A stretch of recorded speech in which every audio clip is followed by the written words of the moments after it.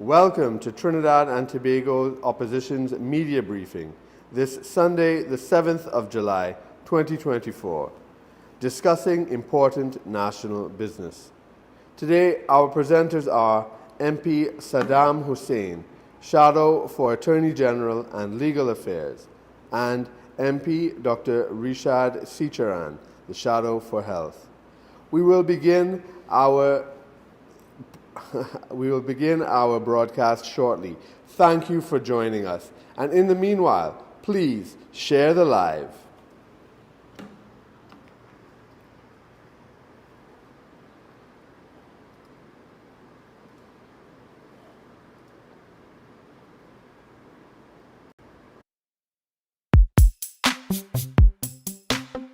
As you walk with us to the part of life, you will never have to walk alone.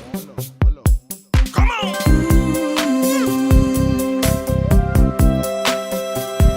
When you walk through a storm, hold your head up high and don't be afraid of the dark.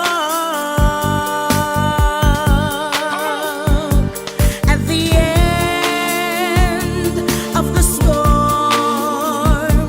there's a rising sun. Look for the rising sun. And the sweet silver songs of the sky. Put God in front, and we'll walk behind. Walk on through the wind. Walk on through the rain. Door to door and hand in Though hand. your dreams be tossed and blown,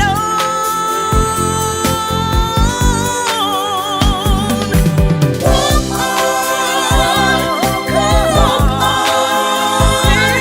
with hope in your heart, and you'll never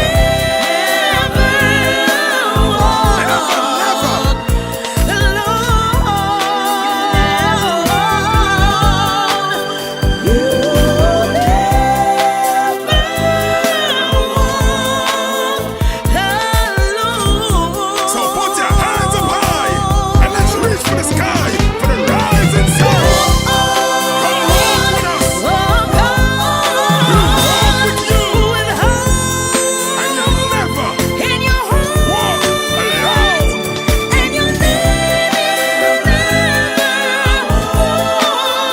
Never walk alone.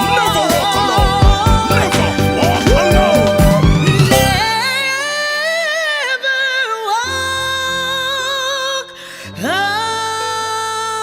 alone. You'll never walk alone with the UNC.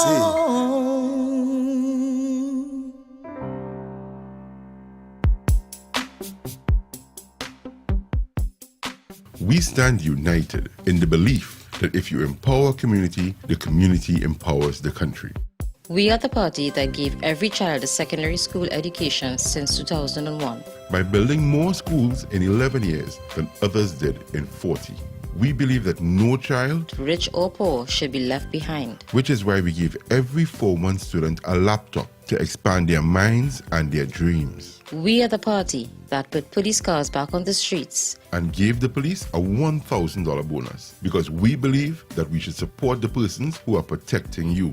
We are the party that reduced the murder rate to its lowest in 14 years. We expanded GATE, stopped the property tax, and increased maternity leave. We are the party that invested in you and your community by investing in schools, community centers, lighted parks, 24-hour health centers, and the most extensive road repair program in decades. We believe that education is always a solution and that no one should have to pick between sending their child to school or buying food. We are the party that works for you. We are the first responders in every situation, working to deliver a better standard of living for you and your family. And most importantly, we have confidence in you. the people of Trinidad and Tobago. This is not a campaign, it's a movement based on building communities and strengthening families. Come out and join us, and together we will get the nation working and moving again. Our children will once again have access to gate and technology We will improve healthcare. by cutting the time it takes to see a doctor in an emergency. We will establish a senior citizen unit in every major hospital and staff the hospital with the doctors and nurses you need to create a first-class healthcare system. We will focus on creating high-paying jobs, fixing our laws to remove red tape, and ensuring that you and your family are safer. We will reduce corporate taxes to jumpstart the economy, create a special investment zone along the East-West corridor, and work with entrepreneurs to build a digital economy. This is an investment in your community to move the nation forward and get TNT working again. Whether you are from 4th Street in Barataria to Railway Road in Dow Village, from Green Street in Tunapuna to Clark Road in Debe, from La Hoqueta to Moruga, from Mayaro to Scarborough, we are one people with the same dreams of a better tomorrow. And when we stand together, we win together. We are UNC and proud.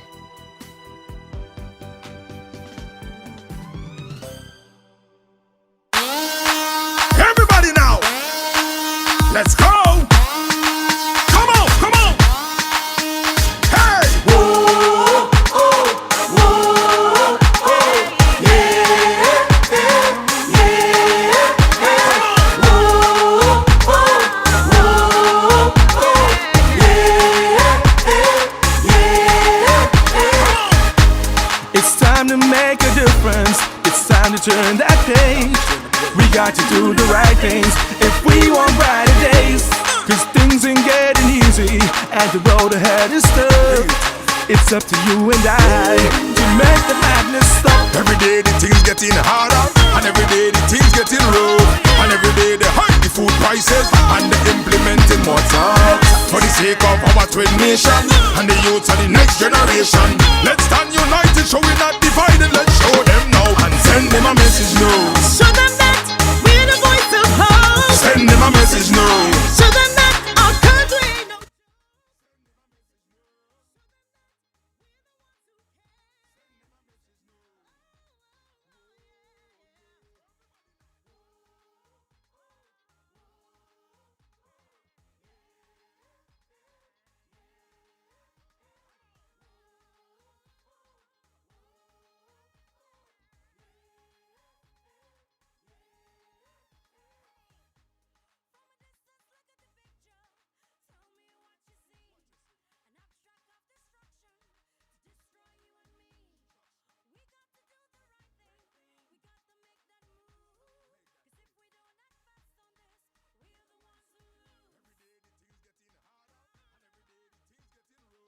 And every day they hike the food prices, and they implementing more tax for the sake of our twin nation and the youth of the next generation. Let's stand united, so we're not divided. Let's show them now and send them a message now.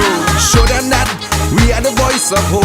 Send them a message now. Show them that our country ain't no joke. Send them a message now. Show them that we are the ones who care. Send them a message now. Oh, oh, oh, yeah, yeah.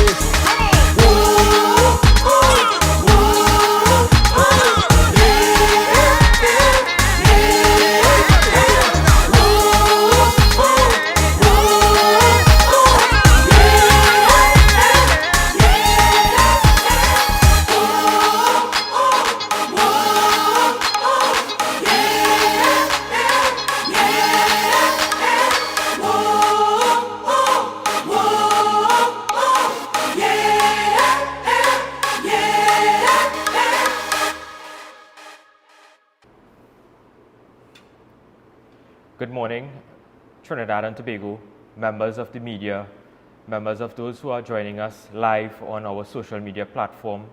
Welcome to the weekly opposition press briefing under the auspices of the Honorable Kamala Prasad Bisesa, opposition leader of Trinidad and Tobago.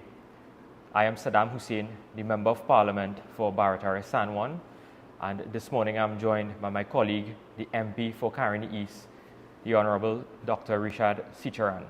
This morning, Dr. Seecheran will be speaking to you members of the media and the listening public of Trinidad and Tobago on matters affecting healthcare delivery, and that of what we now know as the impending crisis with respect to dengue. When MP Seecheran finishes, I will be addressing you members of the media on certain developments relating to what has taken place over the past couple of days with respect to various WhatsApp messages that we have seen circulating, and also what took place in the last week in the Parliament with respect to certain bills that were passed by the government. So this morning I welcome Dr. Seecheran to address you members of the media.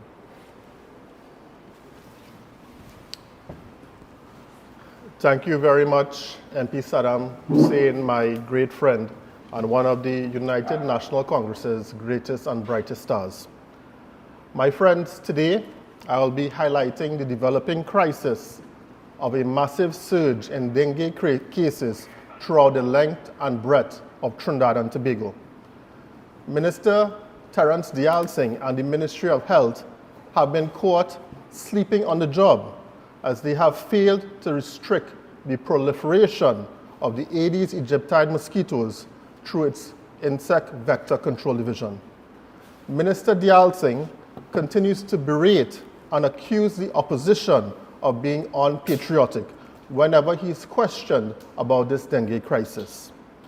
My friends, today I ask you, what is Minister Dialsing hiding? And is this the latest Ministry of Health cover-up?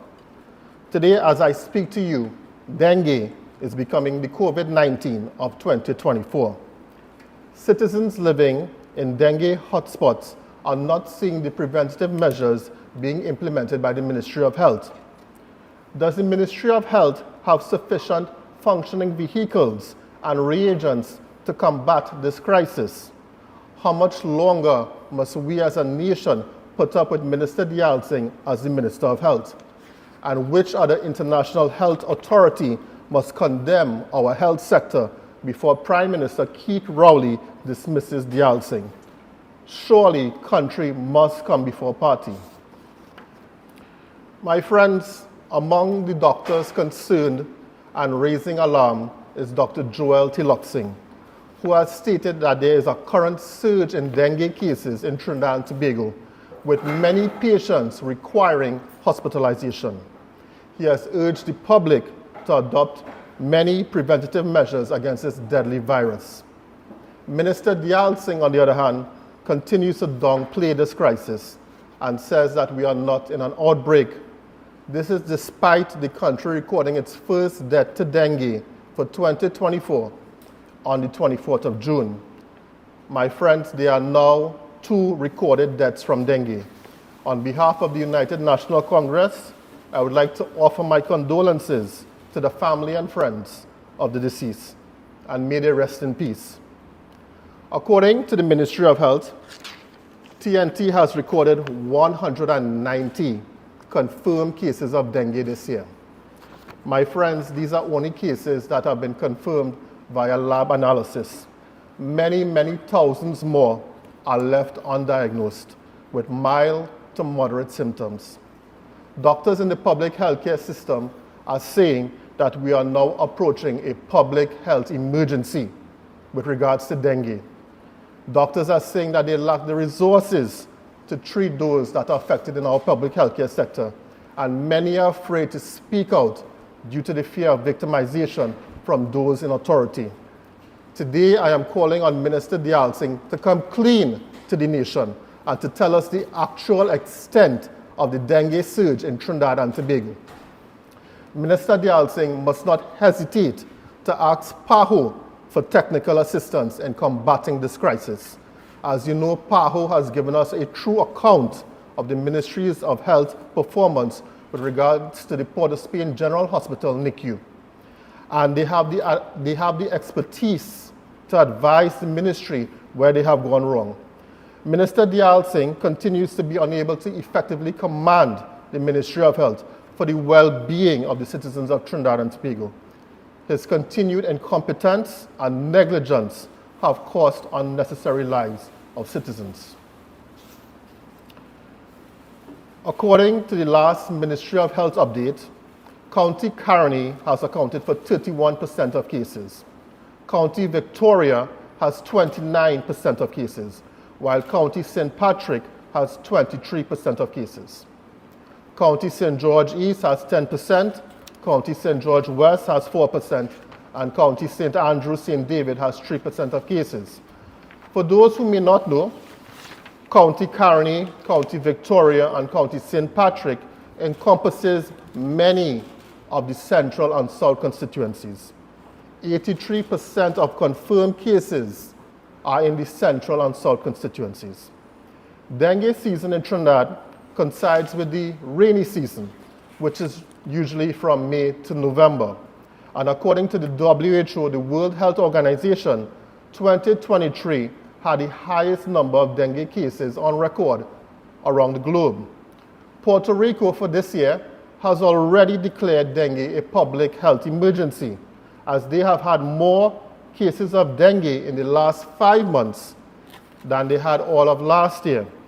The crisis in Puerto Rico is a warning sign for the rest of the Caribbean. Minister Dial Singh and the Ministry of Health have ignored this warning sign. Dengue is on the rise. The Ministry of Health has failed to target vulnerable communities with the objective of preventing the spread of dengue through the proliferation of the Aedes aegypti mosquitoes. Their public outreach to malls is not adequate. Many of the dengue hotspots are in very rural and remote parts of the country.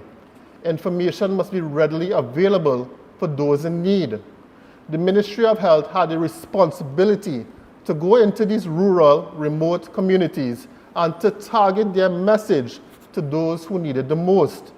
To date, there has been an increase in the number of suspected cases from 34 in 2021 to 142 thus far for 2024. And we are only in July. We still have August, September, October, November left in the dengue season. This is a public health emergency. Minister Dial Singh must immediately inform the nation of the ministry's ability to counter this threat through the Insect Vector Control Division. Reports that have come to us have indicated that vehicles are down, spraying chemicals are not stocked due to a lack of funds, and personnel are without PPE. It is plain to see that the Ministry of Health have failed to prepare for the 2024 dengue season, and their view from the $470 million administrative building has clouded their vision. Imagine taxpayers must pay $470 million over 15 years for a building, but no vehicles to spray for dengue. Our elderly and infirm are susceptible to severe symptoms of dengue. Today, what we are witnessing is a lack of foresight and preparation by the Ministry of Health.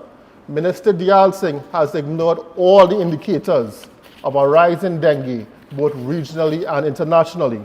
Without drastic action by the Ministry of Health, additional persons may succumb this dengue season.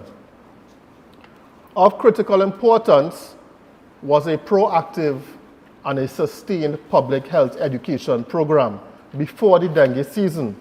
The message must reach the citizens of the preventative measures that must be undertaken. Where are the print ads in both print and in television? On the 15th of June 2024, Minister Dial Singh said that his ministry would launch a series of activities to get persons to look after their surroundings.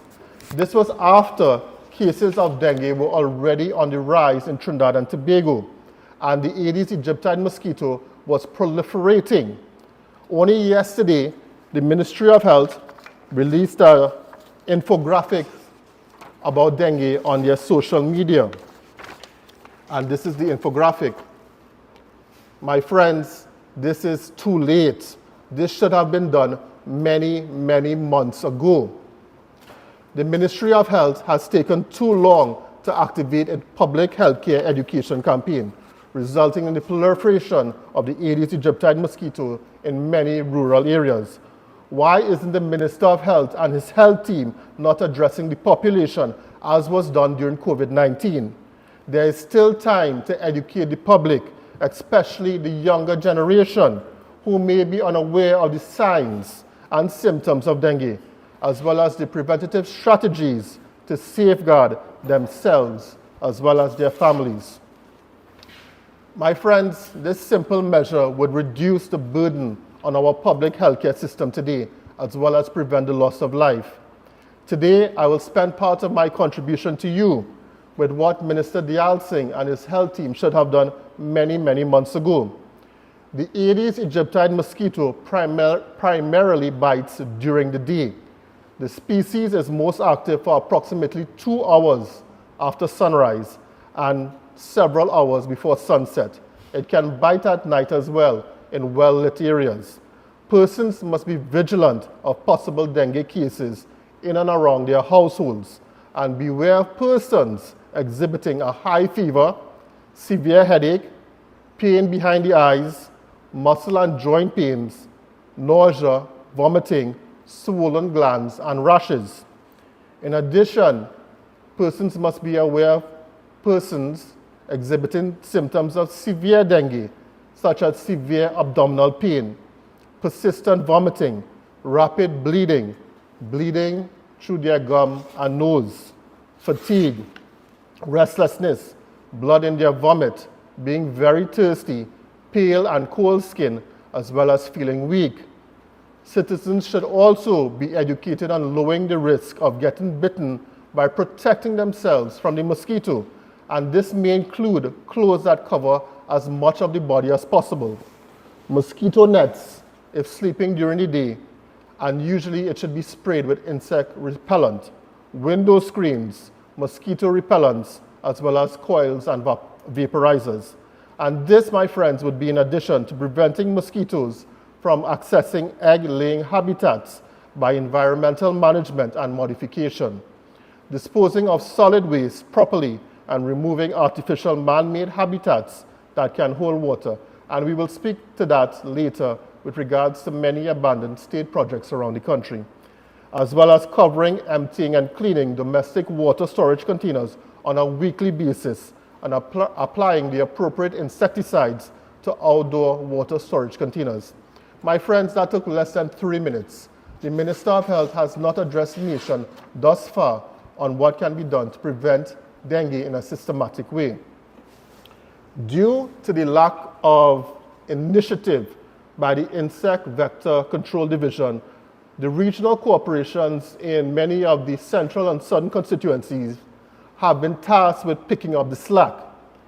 The Insect Vector Control Division is mandated to utilize multiple spraying methods to eradicate the adult mosquito population. And these include indoor residual spraying, where an insecticide is sprayed on the hard surfaces of the home or building and usually has effect for up to 3 months. There's also thermal fogging, in which a handheld device is used to apply chemicals around buildings and open spaces. And then there's also ultra-low volume spraying, which can be done on a truck-mounted device, which can apply insecticide to large outdoor spaces. But my friends, the Insect Vector Control Division is responsible for management of mosquito-borne diseases throughout the country. This means that vehicles and other resources must be rotated between counties as needed. Reports that are coming to us have indicated that vehicles are down, resources are scarce, and they lack allocation. With over $6 billion being spent per year in the Ministry of Health, each county should have its own dedicated fleet of vehicles and associated resources. Because of this failure to deliver on its mandate, the regional corporations have picked up the slack with proactive leadership. All chairmen and mayors have initiated aggressive spraying and fogging campaigns with the objectives of suppressing the Aedes aegypti mosquito. Among those requiring mention are Chairman Gautam Maharaj of the Penal Debe Regional Corporation, Siparia Mayor Dudnat Meru and Chairman Ryan Rampasad of the Kuva Tabaki Talparo Regional Corporation, who have all initiated widespread spraying in their areas, among many others. There have been reports of large clusters of dengue cases in their electoral districts, and specifically in Woodland, Icacos, Granville, and Bamboo being among the hardest hit. Many councillors, including the councillor for Cedras and deputy mayor for Siparia, Shankar Tiloksing, has also pleaded to the authorities for spraying. And he is on record of saying there are large levels of mosquito breeding in the district, but due to equipment shortages at the insect vector department, we face serious challenges, especially with the shortage of personal protective equipment. Councillor Tiloksing went on to say the insect vector control department vehicles are non-functional. Some workers are using their personal vehicles to do the job. The team is out because they are not out because they lack PPE. We need to keep the numbers down by spraying for mosquitoes. My friends, we are in a state of crisis. Penal Debe Regional Corporation Chairman Gautam Maharaj has also taken the initiative of adding an additional morning shift of spraying, and right now he's achieving over 1,000 households per day throughout the corporation with the corporation's resources. My friends, I am calling on Minister of Local Government, Faris Alwari, to ensure that each and every corporation are given their resources and their releases on time to combat this mosquito infestation. Now is not the time to play politics with the lives of people. Corporations need all the assistance that they can get to keep our communities safe. But there has also been a whole of government failure with regards to this ensuing dengue crisis. The Ministry of Health has failed, and now we also have the Ministry of Works and Transport, as well as the Ministry of Local Government, that have been found lacking in their delivery to citizens of our nation. All central and southern constituencies, members of parliament, are on record of requesting assistance with clogged drains and overgrown watercourses in areas close to residential and business areas where mosquitoes could thrive. These pleas have fallen on deaf ears, with no substantial effort being undertaken by either ministry to clear these drains and watercourses. I again make the plea on behalf of citizens that the Ministry of Works and Transport, as well as the Ministry of Local Government, immediately mobilize their resources to clear these watercourses that are havens for mosquito proliferation, as these mosquitoes breed in stagnant water. As the ministries have failed in their mandate to the people, citizens have been left abandoned by the state in the fight against dengue and the Aedes aegypti mosquito.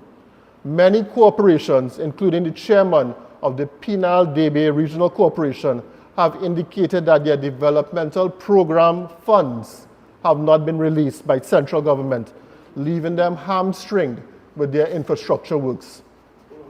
This has caused issues related to drains, culverts, and bridges being at a standstill to the detriment of citizens, as this would have aided in clearing standstill water in many areas. These areas continue to be a breeding ground for the Aedes aegypti mosquito.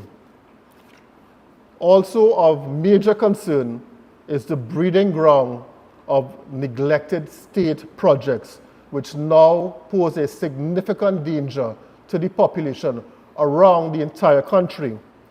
Due to spite, malice, and hate, many state projects initiated under the partnership government have been left to rot and deteriorate under the Rowley administration. One being the abandoned Karapi Chima West Secondary School, where the mosquito infestation has been found to be overwhelming. No effort has been made by the state to ensure that these sites are safe and do not pose a danger to nearby communities.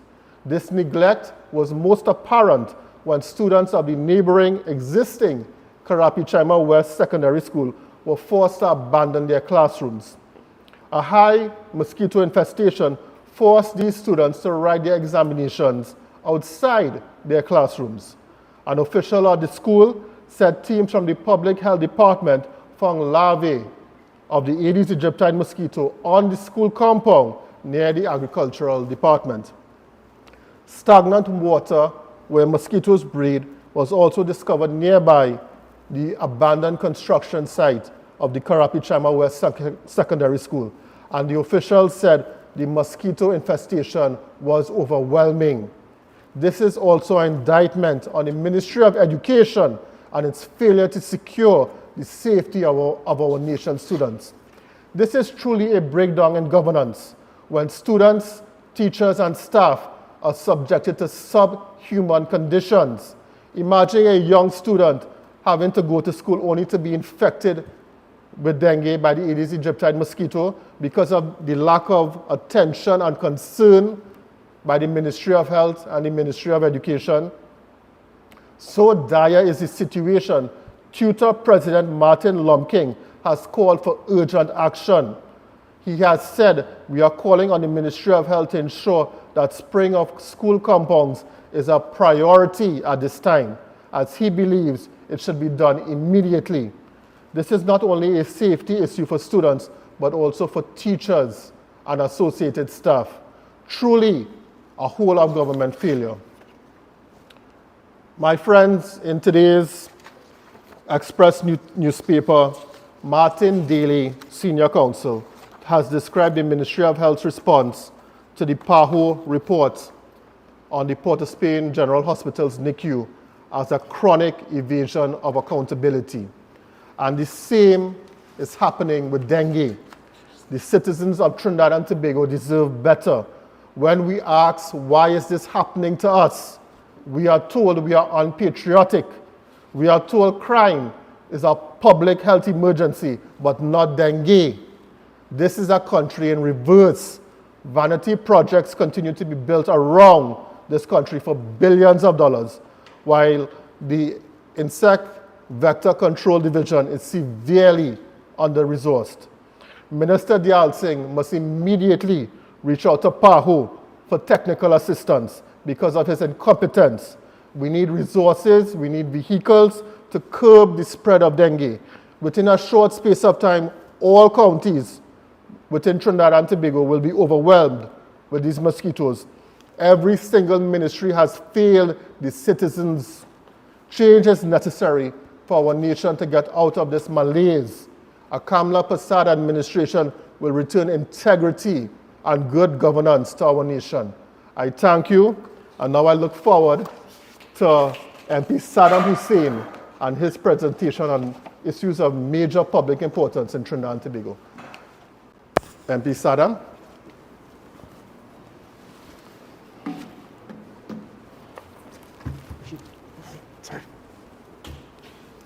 Good morning again, members of the media, the listening public of Trinidad and Tobago.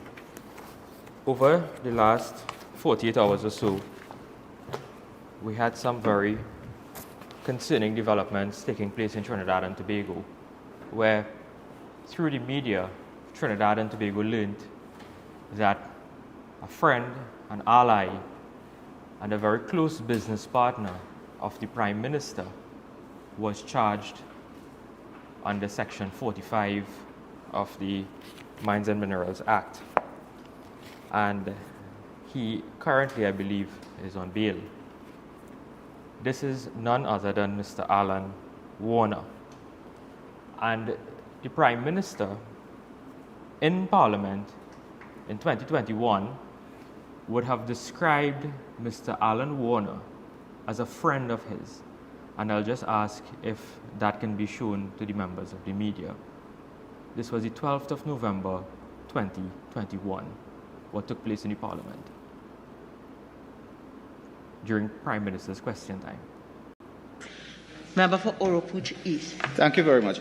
Madam Speaker, to the Prime Minister. Prime Minister, are you aware whether or not in the public construction of the terminal building in the Piaco at ANR International Airport, Inez investment of your friend Alan Warder is involved in the construction with subcontracts. Are you aware of that? Madam Speaker, every citizen of Trinidad and Tobago is my friend, including Alan Warner. But I'm not aware that Alan Warner is involved in this project at Crown Point.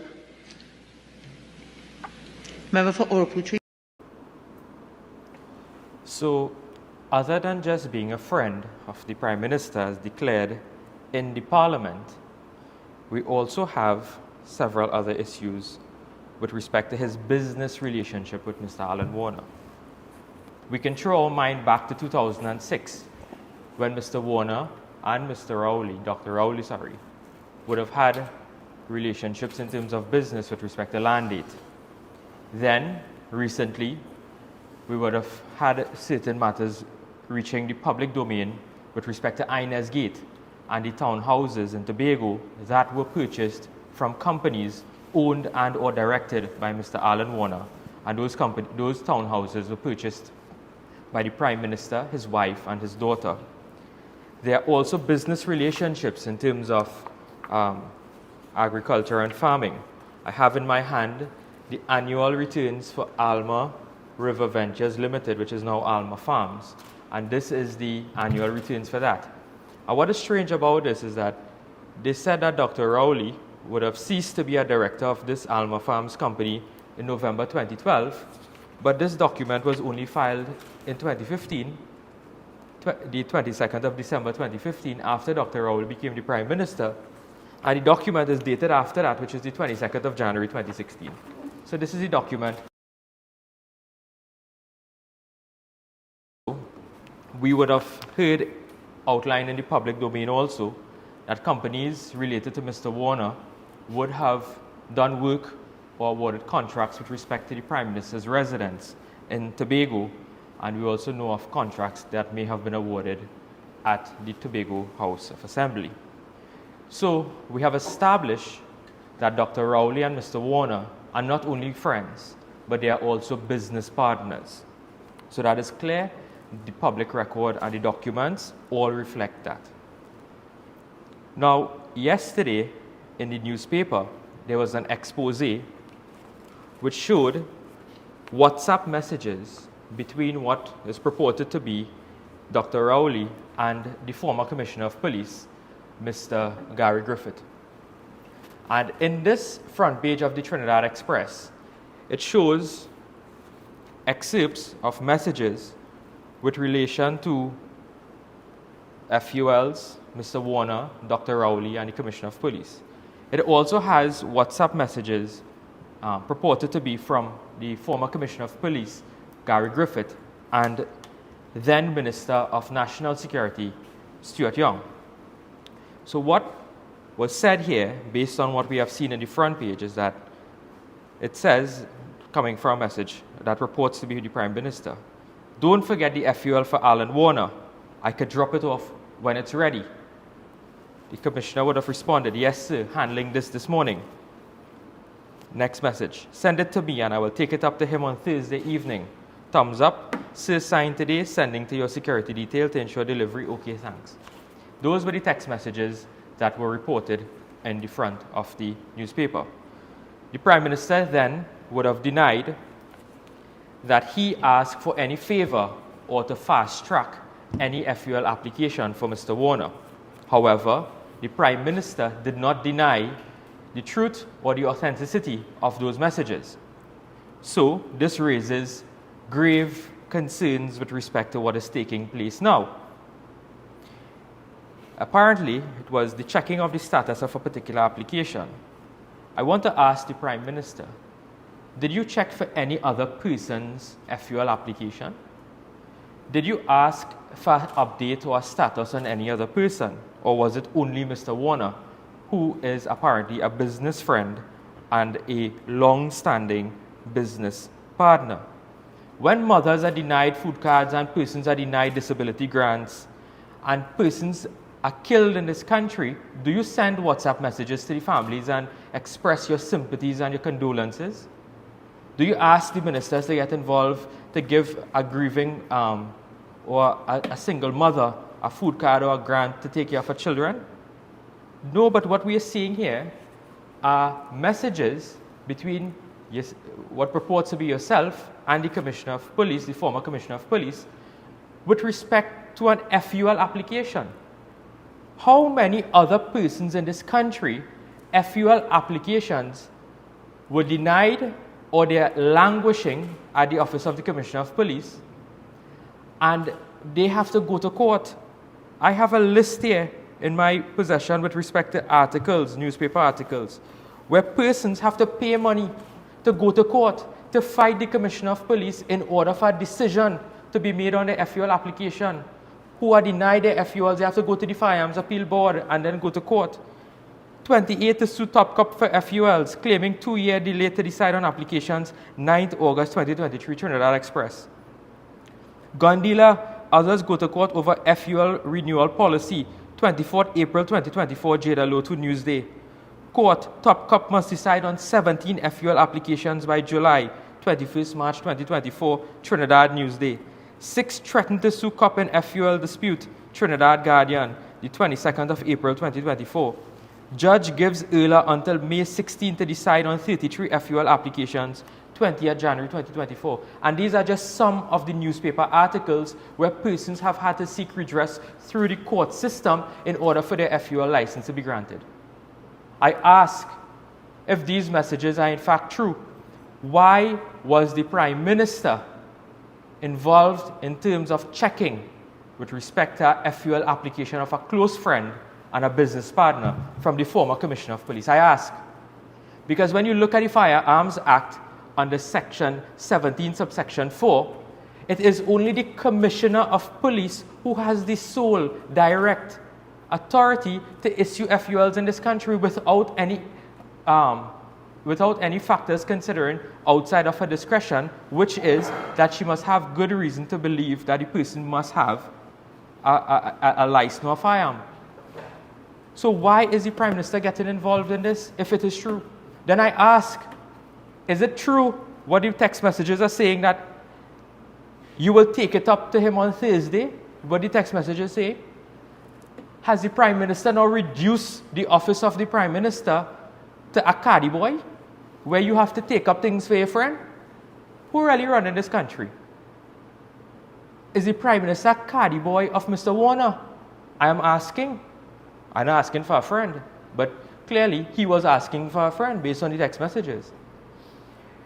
When I looked at the defense of the Prime Minister, that defense is a blasted waste of time. That is what it is. Because I'll get into the blasting permit. I will get into the blasting permit now. The issue now with respect to Minister Stuart Young is this. Mr. Young did not deny that he was checking for the status of the application. When you read the article, this is what Mr. Young says.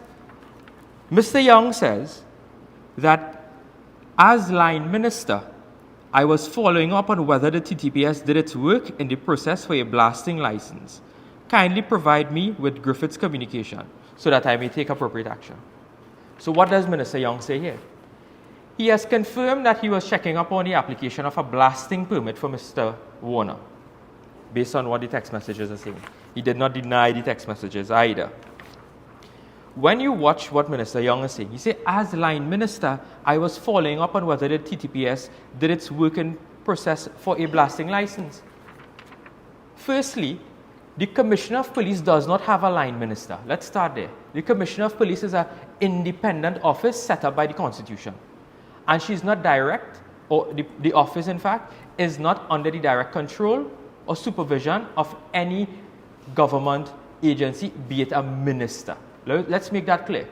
A minister cannot direct the Commissioner of Police of what to do, how to do, and when to do it.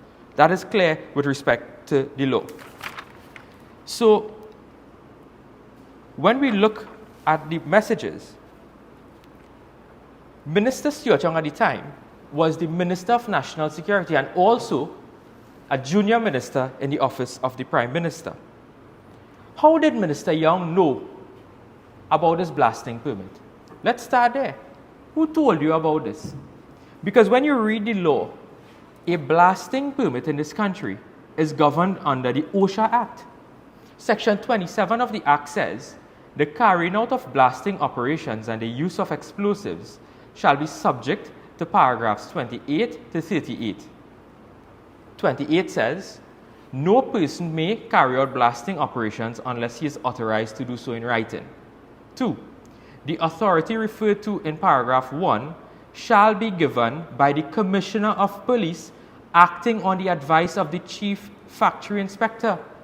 This has nothing to do with the Ministry of National Security. It has nothing to do with the Office of the Minister of National Security. This is solely within the discretion of the Commissioner of Police after she acts on the advice, or he acts on the advice, of the Chief Factory Inspector. Simple as that. So the Minister of National Security has no role to play with respect to the granting of a blasting permit. So why was Minister Young, at the time of being the Minister of National Security, inquiring into a blasting permit? Again, it is none of his blasted business. It is none. When you look at what is taking place here, we are seeing now that this close friend and business partner of the Prime Minister is now telling the country, well, look, front page this morning, I never ask PM for help. So this makes it worse. This makes it worse. Mr. Warner is now denying, and he says, I am not aware of any assistance from the Prime Minister, Stuart Young. I did not seek any assistance from anybody. I made an application because I had been robbed twice at gunpoint, and that moved me to submit an application as a business person. I never ask anybody for any help. I don't know about any help. That's my response. And he said, in respect of the blasting license, again, I am not aware that the organization sought any intervention from the Prime Minister, Stuart Young. I am not aware of it. So Mr. Warner didn't ask for help. So were they acting on their own? Were they acting on their own volition? That makes it worse. That Mr. Warner is now saying to the country, listen, I never asked them for help. Minister Young is saying, well, I asked about the permit because I was the minister. This is a close friend and business partner of the Prime Minister. Who do we believe? The facts are there. The facts are there in the public domain. But I want to also raise this matter in another context. When this blasting permit was being considered, it was around 2020, July 2020 or so, the police started to investigate the blasting permit. They would have done the background checks, I believe, in around October 2020 or so. I am asking today, in the public's interest, whether or not that permit was issued sometime at the end of 2020, the blasting permit that is. I want to also put on the public record this, that the Prime Minister would have acquired a townhouse from Mr. Alan Warner's company in or around the 21st of February 2019 at a hefty discount of about $500,000. And then his daughter would have acquired a townhouse on the 5th of August 2021 for a similar price of $1.2 million, when all other properties were valued much more than $1.2 million. And smack in the middle is this period of this blasting license. I'm calling on the Integrity Commission today, on behalf of the citizens of Trinidad and Tobago, that they ought to investigate this matter in light of these new circumstances that has come to the public's domain. I am calling on the Integrity Commission to launch an investigation, again, into this entire matter with respect to what we have seen on the front pages of the newspaper, for this to now take its natural course with respect to the Integrity in Public Life Act. I'm calling on the Integrity Commission this morning. Let them determine what the facts of the matter are. Then, the Prime Minister would have spent an unhealthy 45 minutes or so in Parliament last Wednesday with an unhealthy obsession with legal firearms. He made two statements in one. He spoke of SSA, which I will address in a few minutes, and then he spoke of the report with respect to the issuance of legal firearms in Trinidad and Tobago. He had a very unhealthy obsession with legal firearms. The amount of energy and time that they spend on fighting people with legal firearms if they spend a fraction of that on illegal firearms, Trinidad and Tobago might be a safer place. But when you listen to what the Prime Minister have said there, there's an unrelenting pursuit with respect to the legal firearms in this country. I am asking again, why does ordinary citizens who are robbed, who have been victims of home invasion, have to take the Commissioner of Police to court in order to get an FUL license, for a decision to be made on their license? Do they have friends in high positions that they can ask to get an update on their application? So that is with respect to the legal firearms unit. I want to move on to what the Prime Minister would have said with respect to the SSA. When we listen and we read and we analyze the statement in Parliament of the Prime Minister with respect to SSA, the SSA, based on what the Prime Minister said, there is a terrorist organization or behavior inside there, because he's basically saying that there's an attempted coup with respect to overthrowing the government by a particular religious body, and that is for the seizure of political power. That is what the essence of the statement was given in Parliament. Now, when you look at the response given by the former SSA head, he says no coup plot. So he responded to the Prime Minister's statement, no coup plot. Major Roger Best says the mention of me leading a coup or any form of destabilization is not only preposterous but ludicrous. And what Major Best sought to do was account for all of the issues with respect to the ammunition that was mentioned by the Prime Minister, and basically give his side of the story with respect to that. I hold no brief for anyone, safe to just to raise this particular issue in this context. Under the SSA Act, the SSA, the Strategic Services Agency, is established by the Strategic Services Agency Act, Chapter 1506. And at Section 3 of the Act, it says this. It says the functions of the agency shall be exercised by the director after consultation with whom? The minister. The functions of the agency shall be exercised by the director after consultation with the minister. Section 4 says that the director of the SSA shall be the principal advisor to the minister on matters relating to this act. And 5, the director shall be subject to the directions of the minister. So the Prime Minister has revealed on Wednesday that there was a coup to destabilize Trinidad and Tobago when the Minister of National Security has statutory control and oversight over the SSA. This was taking place under his sleepy nose. And then the Prime Minister says, look, we have to fire everybody, we have to investigate. You must fire the Minister of National Security first if what is taking place here is the truth, happened under his watch. The Prime Minister is telling the country that there's an attempted coup or destabilization of the country when the Minister of National Security had oversight.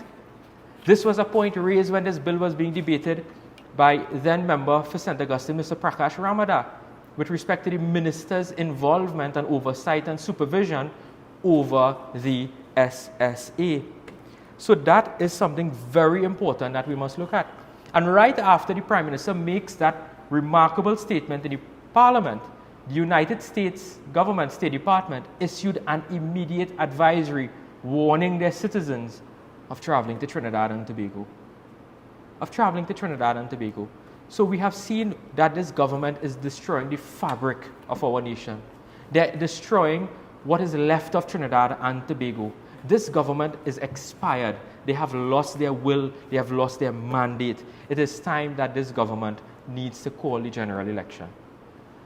No other democratic country where you see front pages plastered like this with respect to text messages, you would have seen the resignation of ministers and prime ministers. That is what you would have seen. Then we look at what took place in the Parliament on the last week that would have passed. Several bills were pushed through the Parliament. Several bills. The government rushed through the Parliament with certain pieces of legislation. And they like to say that the opposition does not support legislation. Our position is that we support good legislation. The bail bill was debated. We passed the bail bill. We supported the bail bill. We even advanced amendments to the bail bill to make it a stronger piece of legislation. The testing bill with respect to polygraph testing for members of the protective services, again last week, We supported that bill. My colleague, Dr. Seecheran, was in the House. We supported that piece of legislation. When it came to another bill that was brought and tried to rush through the Parliament by the Attorney General, it was laid on the Friday and debated on the Wednesday. Rushing this bill through the Parliament 5 days. This has to do with the Judicial and Legal Service amendments. And we have outlined our position on that bill. What the government is trying to do is that they're fusing the Chief State Solicitor's office with that of the Solicitor General's office. The attorneys at that particular office would have written to the Attorney General saying that they were not properly consulted. You have not taken into consideration our objections, our positions with respect to this piece of legislation, yet you are trying to rush it through the Parliament. We warn the government, do not do that. Withdraw the bill. Speak to these persons. Do not trample into independent offices, such as the Office of the Solicitor General. They didn't listen. Rushed through the bill through the House of Representatives. On Friday, they took the bill to the Senate. And when Mr. Wademark, Senator Wademark, finished his contribution, the debate collapsed. The government collapsed on the debate. They immediately sent the Senate into recess because the government now realized they would not get all of the support that they require with respect to this piece of legislation.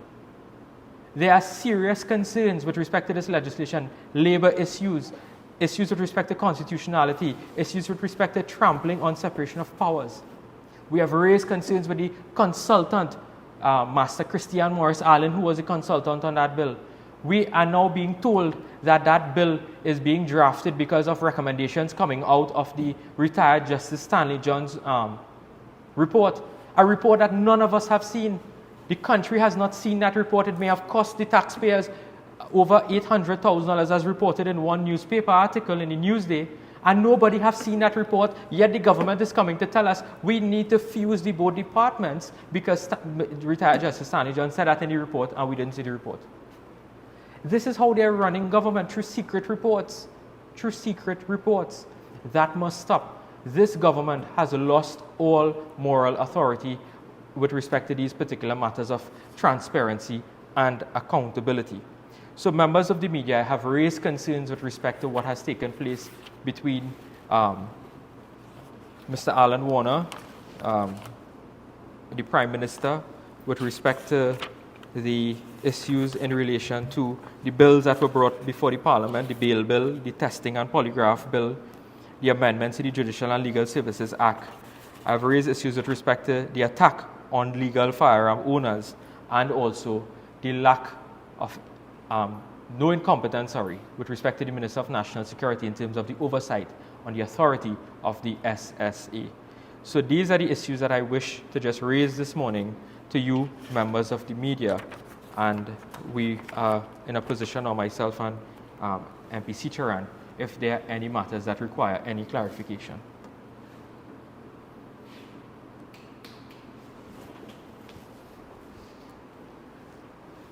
Hi, good afternoon, thank you. I have a question for MP Seecheran first.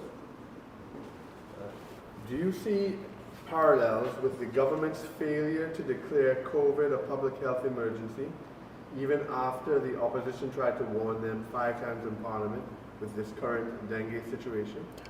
Definitely. As you know, former Member of Parliament for Caroni, Dr. Tim Gopi Singh, was very vocal at that time in warning the government about COVID-19 and its imposing threat, and the government refused to heed his warning. Similarly could be said of what is happening right now with the dengue situation. We are seeing signs around the world, and the World Health Organization has actually advised countries that dengue is on a very significant rise. This being known, the Ministry of Health should have taken heed and should have put steps in place to prevent the proliferation of the Aedes aegypti mosquito here in Trinidad and Tobago in 2024. So definitely the government is not heeding the caution from international bodies, the caution from different countries such as Puerto Rico, as well as the opposition. And unfortunately, many more lives could be lost to dengue in this dengue season. Okay, for MP Saddam Hosein, You called for the Integrity Commission to look into the Prime Minister. So do you have any comments on this because this would be the second occasion in a relationship with Alan Warner, and Keith Rowley has already been investigated 3 times. What's your comments on that connection? So what I'll say is this, with respect to the call for the investigation by the Integrity Commission, we cast no aspersions in particular in this matter. We are calling for investigation to determine what the facts of the matter is. That's the first point. The second point is this. We have now asked for the Integrity Commission to look at it in this angle, simply because when they first investigated the matter, it was with respect to the discount, and then Mr. Ravi Balgobin Miraj would have raised issues with respect to Mr. Warner being awarded certain contracts. The investigation was then widened in terms of that particular aspect. This morning we are saying that we are asking for the Integrity Commission now, having this incredible revelation, for them to also consider this with respect to any investigation, if there is any, or any other investigation they may wish to initiate on this particular matter. And you mentioned the Prime Minister in Parliament having a lengthy discourse about FULs, legal firearms and so forth. Now, and we all know his strong opposition to that. What is your comment on the relationship between that and these revelations about him trying to fast track an FUL for Alan Warner? Well, if what the text messages are saying they are in fact true, it would show that there is some level of better treatment in terms of some citizens than others. I'll put it in this way. Not all animals are equal. Okay, that's it for now. Thank you. So, thank you very much, members of the media, for joining us this morning on our opposition press briefing. On behalf of myself and Dr. Rishad Seecheran, we wish you a safe and enjoyable week, and you shall see us on the next weekly press briefing, which should be on Sunday. So I thank you very much, and do have a safe and enjoyable day.